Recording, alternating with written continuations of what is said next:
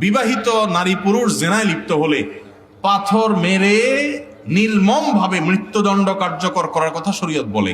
পরকিয়া, সমকামিতা, এই অপরাধগুলোর শাস্তি কেন মৃত্যুদণ্ড ইসলাম রেখেছে জানেন? এর অনেক কারণের ভিতরে একটা কারণ এটা যে পৃথিবীতে মানব সভ্যতা, মানুষের অস্তিত্ব টিকে থাকবে বৈবাহিক সাধারণ প্রক্রিয়ার মাধ্যমে।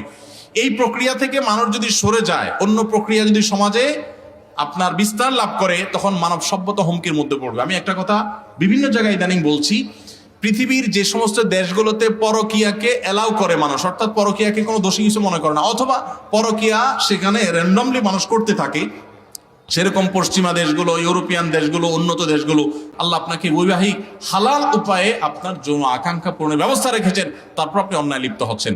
আমাদের সমাজে আজকাল নাটক সিনেমার মাধ্যমে পরকীয়াকে সহজীকরণ করা হচ্ছে, এটাকে স্বাভাবিক করা হচ্ছে, এটাকে মানুষ দোষী কিছু মনে করে না।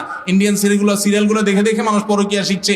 পুরুষরা মহিলাদের সাথে ইনবক্সে, মেসেঞ্জারে ইটিস পিটিস করছে, আপনি অন্য মহিলার দিকে তাকাচ্ছেন, সেটাও কি?